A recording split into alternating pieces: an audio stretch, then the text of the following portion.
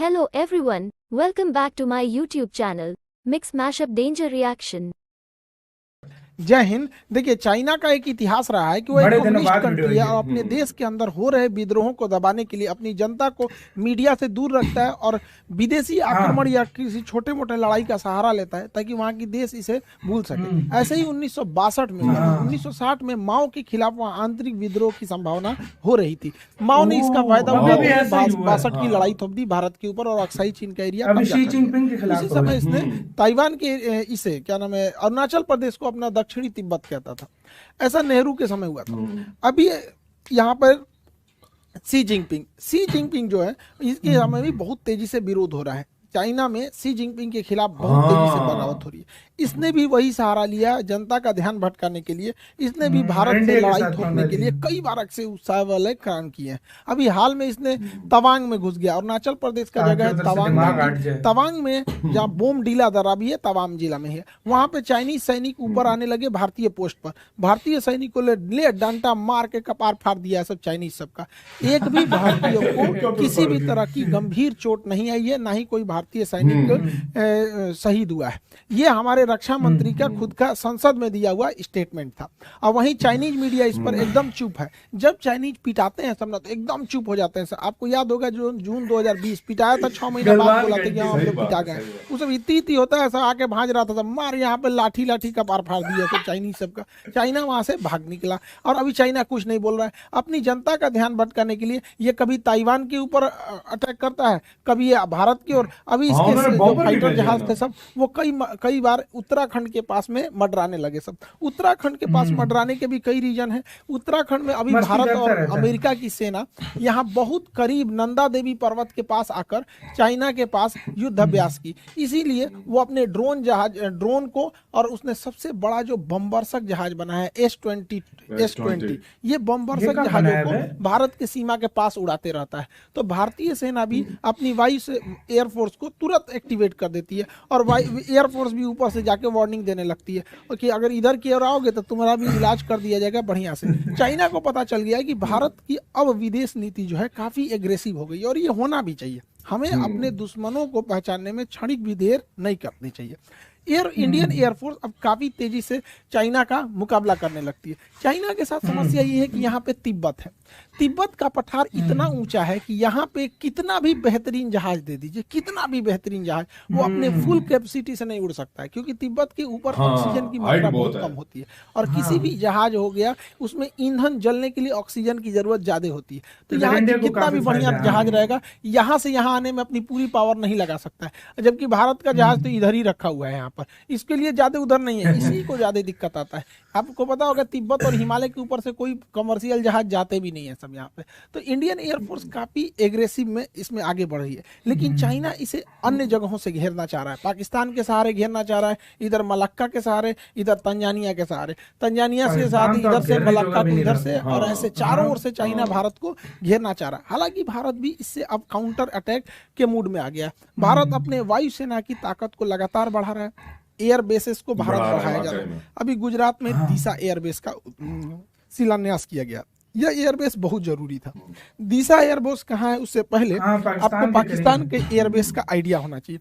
पाकिस्तान का इधर का एरिया है बलूचिस्तान, इधर उसके दुश्मन कम है अफगानिस्तान है, तो उसमें अफगानिस्तान के पास कोई उतना टेक्नोलॉजी ही नहीं है और उसका ज्यादातर एयरबेस अगर आप देखेंगे तो ये भारत की ओर मिलेगा। ये उसने पाक ऑक्युपाइड कश्मीर है, पीओके पे कब्जा कर लिया यहाँ पे। अब यहाँ अगर आप ध्यान देंगे तो ये पाकिस्तान के बहुत सारे एयरबेस है जिसमें एक तो यहाँ शहबाज एयरबेस यहाँ F-16 जहाजें रहती हैं। शहबाज एयरबेस, सुकूर एयरबेस, यहाँ पर मीरपुर एयरबेस। ये 3 एयरबेस पाकिस्तान के बहुत ही फ्रंट लाइन की एयरबेस है भारत को आगे की ओर काउंटर करने के। और एक कश्मीर के पास में आया स्कार्दू एयरबेस। ये एग्जाम में क्वेश्चन पूछते हो भैया स्कार्दू एयरबेस कहाँ, पीओके में ही है स्कार्दू। तो कुछ जगह जो है ना करंट में जब फेमस हो जाते हैं तो उससे कुछ इसलिए याद रखने आता है। तो यहाँ मीरपुर एयरबेस, सुकूर एयरबेस और यहाँ शहबाज एयरबेस, यहाँ पर इन एयरबेस से भारत में अंदर तक हमला किया जा सकता था। इसको काउंटर करने के लिए जोधपुर में फलोड़ी एयरबेस था, गुजरात के कच्छ में नलिया एयरबेस था। तो ये यहाँ से इसे काउंटर किया जा सकता था, लेकिन अभी पीएम मोदी ने यहाँ पर एक दीसा एयरबेस का उद्घाटन किया। दीसा एयरबेस जो है अब यहाँ से और अंदर तक काउंटर अटैक किया जा सकता है। ये करीब तो ये बिल्कुल एयरबेस भारत के लिए बहुत जरूरी है, क्योंकि हमको हर तरफ से काउंटर अटैक के लिए रेडी रहना है, क्योंकि चाइना लगातार पाकिस्तान को सपोर्ट करते जा रहा है। तो ये एयरबेस जरूरी है। भारत अब अपने जितने भी एयरबेस हैं उसको, उसमें जो जहाज़ों को रखने के लिए बंकर है उसे अब नए मॉडल से अपग्रेड कर रहा है। उसका नाम है next generation harden aircraft shelter. ये इतने मजबूत होते हैं कि रनवे के बाद जहाज को अगर इसमें ले आ देते हैं तो इसके ऊपर 1000 किलो का भी बम गिरा दिया जाता है ना, इसको कोई असर नहीं होता है। इसकी टेस्टिंग हो चुकी है। देखिए ये जहाज इसी के अंदर था, ये जहाज इसके अंदर था, इसको रख के तोड़ा है सब, ये ऊपर वाला ब्लास्ट हो गया है, जहाज चुपचाप निकल के चला गया। तो ये भारत इसको बहुत तेजी से अपने हर एक एयरबेस में इसको ला रहा है, ताकि जहाज जो है एयरबेस पे भी सेफ रह सके, ताकि युद्ध की स्थिति में काउंटर अटैक किया जा सके।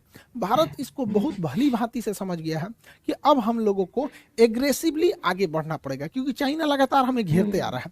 इसलिए भारत ने अपने यहाँ, ये तो हो गया अफगानिस्तान के लोगों को भारत से बहुत लगाव रहता है। तो भारत में रिलेशन अच्छा है, लेकिन पीओके कब्जा करने की वजह से डायरेक्ट कनेक्शन नहीं है।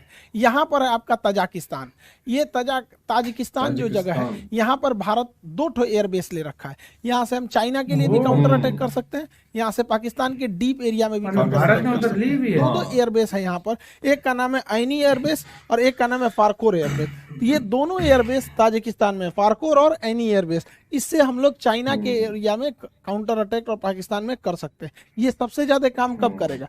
चाइना यहाँ पे सड़क बना रहा है CPEC, China Pakistan economic corridor, इसको इधर से तो अटैक करता ही हो सकता है, इस एयरबेस के थ्रू यहाँ से भी अटैक किया जा सकता है। इसलिए भारत को अब रेडी रहना है, क्योंकि चाइना में अगर ज्यादा विवाद होगा तो पक्का किसी न किसी से उलझेगा। तो उधर या तो उलझेगा ताइवान से, नहीं तो इधर उलझेगा भारत से। इसलिए सतर्क रहना है हम लोग। हालांकि भारत बहुत तेजी से अपने कदम आगे बढ़ा रहा है, लेकिन चाइना का सोच क्या है, वो सिल्क रूट के माध्यम से भारत को घेरना चाह रहा है। लेकिन चाइना की टेंशन क्या है, वो मलक्का के पास से यहाँ से भारत को, ये उसके लिए सबसे बड़ी समस्या है, क्योंकि मलक्का के पास भारत बहुत स्ट्रांग है। यहाँ पर हमारा अंडमान निकोबार है, ये अंडमान निकोबार में हमारी तीनों सेना रहती है, थल सेना, वायुसेना, नौसेना।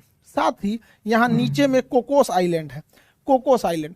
चाइना यहाँ से या तो मलक्का से होके निकलेगा या तो सुंडा से होके निकलेगा। अगर मलक्का से होके निकलेगा तो अंडमान निकोबार में कुछ आएगा, और अगर सुंडा से होके निकलेगा तो कोकोस में कुछ आएगा। देखिए कोकोस आइलैंड हमारा नहीं, देखिए कोको अलग है। कोको आइलैंड म्यांमार के पास है, हम ही लोग का था, नेहरू ने गिफ्ट दे दिया यहाँ पे। ये कोकोस आइलैंड ये ऑस्ट्रेलिया का है, लेकिन ऑस्ट्रेलिया से हम लोगों ने समझौता कर रखा है कि एक दूसरे के बेस का इस्तेमाल करने के लिए, तो इसका इस्तेमाल हम लोग कर सकते हैं यहाँ से काउंटर करने के लिए। इसलिए चाइना को पता है कि इस एरिया में हम कुछ नहीं कर सकते, इसलिए चाइना मलक्का को अपने डेलिमा दुविधा समझता है, मलक्का डेलिमा। इसलिए वो डायरेक्ट इस एरिया से, समुंदर से घूम के नहीं आना चाहता है, वो डायरेक्ट सड़क के माध्यम से अपने सामान को यहाँ लाता है और इस रास्ते से निकल जाता है। यहाँ पे उसने बहुत बड़ी सड़क बना रखी है, इस सड़क के चारों ओर फैक्ट्री, पेट्रोल पंप, हॉस्पिटल्स, अलग अलग चीजों को खोल रखा है। इसका नाम है सीपीईसी। सीपीईसी को काउंटर करना भी बहुत जरूरी है, जो ग्वादर पोर्ट से जुड़ता है। यहाँ पर सीपीईसी के लिए यहाँ पर हमको ऐनी एयरबेस और फारकोर एयरबेस यहाँ से काउंटर कर देंगे, और यहाँ ईरान का चाबहार बंदरगाह हम इसे काउंटर करके आइसोलेट कर सकते हैं। इसलिए रेडी रहने के लिए जरूरी है। हालांकि भारत के पास इसके अलावा भी बहुत सारी संभावना है। यहाँ पर चाइना इतना तेजी से एक्सपांड किया कि अफ्रीका का देश है जिबूती में इसने अपना एक सैन्य अड्डा ले लिया। अब जिबूती समुद्र का इतना पतला रास्ता है कि अगर यहाँ स्वेज नहर से कोई भी जहाज यूरोप से आएगी तो उसे जिबूती से जाना ही पड़ेगा, और जिबूती उसने एक भाड़े पे सैन्य अड्डा ले लिया है यहाँ पे। लेकिन अच्छी बात यह है कि जहाँ इसने सैन्य अड्डा लिया है वहां से थोड़ी ही दूरी पर फ्रांस का भी सैन्य अड्डा है, और हमारा और फ्रांस का समझौता है कि हम एक दूसरे के सैन्य अड्डे का इस्तेमाल कर सकते हैं। तो यहाँ ही पैसा दे के सैन्य अड्डा ले रहा है, भारत वहाँ ऐसे ही पहुंच सकता है। इसके अलावा जरूरी है भारत सरकार को, यहाँ पे यमन में अभी अशांति फैली हुई है। यमन का यह सोकोत्रा आइलैंड भारत के लिए एक वरदान साबित होगा, क्योंकि अगर हमारा सोकोत्रा आइलैंड पर अब अगर प्रेजेंस बन गया तो यहाँ से हम ग्वादर बंदरगाह को काउंटर कर सकते हैं, यहाँ से हम जिबूती को काउंटर कर सकते हैं, और यहाँ से हमारी सप्लाई लाइन को भी कोई नहीं रोक सकता है। लेकिन अभी यमन के सोकोत्रा आइलैंड पर किसी का ध्यान नहीं गया है। यहाँ पे करना चाहिए, सरकार को आगे बढ़ना चाहिए। चाइना ने इतना ज्यादा मात्रा में लोन दे रखा है अफ्रीकी देशों को कि उन्हें अपने कर्ज के जाल में फंसा लिया, और इस जाल में फंसाया बढ़िया से तंजानिया को। तंजानिया जो है इसका एक जंजीबार द्वीप है जो दुनिया में सबसे ज्यादा लौंग के उत्पादन के लिए प्रसिद्ध है। तंजानिया के सभी समुद्री तटों को चाइना मांग रहा है कि हमको दे दो लीज पे, ये सारे समुद्र तट पे हम अपने बंदरगाह बनाएंगे। और आपको पता है कि चाइना अगर बंदरगाह बना दिया तो वहां अपनी पनडुब्बी नौसेना की जहाजों को लाएगा। हम लोगों की लाख कोशिशों के बावजूद चाइना का जहाज यहाँ पर अपना लंगर डाल ही दिया। इसलिए इसे काउंटर करने के लिए भी भारत के पास कई सारे द्वीप हैं। सेशेल्स का द्वीप एजम्पशन आइलैंड जिसमें भारत अपना मतलब देश बनाने वाला है, सेशेल्स में यहाँ पर है। मॉरिशस में एग्लीगा द्वीप है। ये दोनों द्वीप यहाँ से काउंटर अटैक के लिए यहाँ पर अवेलेबल हो सकते हैं। तो कहने का सेंस ये है कि भारत को पहले से अब रेडी रहना चाहिए, क्योंकि चाइना में जहां उथल पुथल होगा तो सी जिनपिंग अपने देश की जनता का ध्यान अपने ओर से हटाने के लिए वो या तो ताइवान की ओर हमला करेगा या तो फिर भारत की ओर। हालांकि भारत की ओर करेगा नहीं, अब पता है कि बासठ नहीं रह गया, दूरा के मारेगा उसको। हालांकि युद्ध में अब अगर देखेंगे तो वर्तमान परिदृश्य में कई सारी चीजें चेंज हो गए हैं। यूक्रेन युद्ध में ड्रोन ने पूरी तरह से कंप्लीट सिनेरियो को ही चेंज कर दिया। तुर्की जैसा देश ड्रोन के मामले में, ईरान जैसे देश ड्रोन के मामले में बहुत तेजी से आगे बढ़े हैं। तुर्की का कौन सा ड्रोन यूक्रेन में तबाही मचाया, और रूस जैसे शक्तिशाली देश को ईरान से क्यों ड्रोन मंगाने पड़े, इसे भी हम लोग समझेंगे। उससे पहले आप लोग को सूचना भाई यूपीएससी वाले बैचों के लिए, देखिए बहुत सारे लड़के आप लोगों को हम बताए भी थे यूपीएससी के लिए जून में ही हम आपको अनाउंस किए थे कि यूपीएससी बैच आएगा जून में। लेकिन यूपीएससी बैच सबसे बेहतर बन सके, इंडिया में वर्ल्ड क्लास के टीचर्स का सिलेक्शन हो सके, इसलिए काफ़ी डिले हो गया था इस मैटर को लेकर। लेकिन अब बहुत अच्छे अच्छे टीचर जुड़ चुके हैं हम लोग के साथ। हिस्ट्री के लिए मणिकांत सर हैं, आपके पॉलिटी के लिए राजेश मिश्रा सर हैं, और भी बहुत सारे टीचर हैं हम लोग के। एक एक करके अब हम लोग सबके बारे में जानते चलेंगे। यहाँ पर यूपीएससी के बैच में जितने लड़के इनरोल नहीं हो पाए थे, अब आप लोग इनरोल हो जाएंगे, ताकि जो लड़के ऑलरेडी एप्लीकेशन में पढ़ रहे हैं वो इनरोल हो चुके हैं। तो यूपीएससी वाले बच्चे आप लोगों के लिए बहुत कम में फी है, 7500 में। ये हो सकता है कि कुछ 8000 के आसपास या फिर इसी में रहेगा, इतना फीस है। सबसे कम फीस क्वालिटी वाइज सबसे बेहतरीन रखा गया है। इसमें आपका पीटी और मेंस सभी को कवर कराया जाएगा, जैसा कि आपको वादा किए थे कि हम लोगों को यूपीएससी के सेक्टर में बहुत आगे काम करना है। ये जरूरी भी है, क्योंकि हिंदी मीडियम के लड़के जो गांव के पृष्ठभूमि के थे, बड़ी फीस की वजह से वो पढ़ाई नहीं कर पाते थे। मेरी भी मजबूरी थी, एप्लीकेशन में उतना जगह नहीं था, जिस वजह से हमको एप्लीकेशन के लड़कों को बोलना पड़ा। फिर आप लोग यूट्यूब परिवार आपको कैसे छोड़ सकते हैं, तो आप लोग को भी कर रहे हैं। तो गांव का जितना भी लड़का है, जिन लोगों को अब दिल्ली जाने के लिए पैसे नहीं थे, अब वहाँ गाँव तक में आपको अब शिक्षा दी जा सकती है। तो अभी ये है आपका, ये जितना जल्दी इसमें इनरोल हो जाएंगे लोग, उतना जल्दी क्लास हो जाएगा। क्योंकि एप्लीकेशन वाले ऑलरेडी इनरोल हो गए हैं, तो उनको 2 दिन हम रोक लेंगे। संडे को आप दोनों लोग को जैसे उनका पहले से एडमिशन हो गया, आप लोगों को इधर 4 दिन टाइम देते हैं, फिर संडे से हम दोनों का क्लास एक साथ चालू कर देंगे। तो जो लोग एप्लीकेशन पे ऑलरेडी जुड़ गए हैं, उन लोगों का क्लास संडे तक के लिए थोड़ा सा डिले किया गया, ताकि इन लोगों को भी एक साथ जोड़ के क्लास को आगे प्रोसीड किया जा सके। तो संडे से तक आप लोग को टाइम है। आप यूपीएससी में जितने नए लड़के हैं जुड़ेंगे, और एक एक करके आपको सारे टीचर से हम इंट्रोड्यूस कराते रहेंगे। आप लोगों को भी बहुत मजा आने वाला है। अब यूपीएससी में क्या है कि अब फीस कम होने की वजह से बहुत नॉर्मल फीस कर दी है। पहले आप जाएंगे तो 2-2.5 लाख रुपए फीस पड़ती है दिल्ली में। आप वैसे ही टीचर जो दिल्ली में उन्हीं लोगों से एकदम बेहतरीन मार्गदर्शन में आपको शिक्षा लेंगे। और अब जो कहा जाता था हिंदी मीडियम के लड़कों का रिजल्ट नहीं आता था, तो अब बहुत सारे ऐसे लड़के थे जो गरीबी की वजह से नहीं शिक्षा ले पाते थे। अब उन लोगों के लिए भी एक मौका है। तो आई होप आप इसको समझे होंगे। अब एक करके हम यूपीएससी के शिक्षक लोगों से मिलाते रहेंगे। आप लोगों से भी कहते हैं मन लगा के पढ़ाई कीजिएगा, माँ बाप का सपना पूरा कीजिए।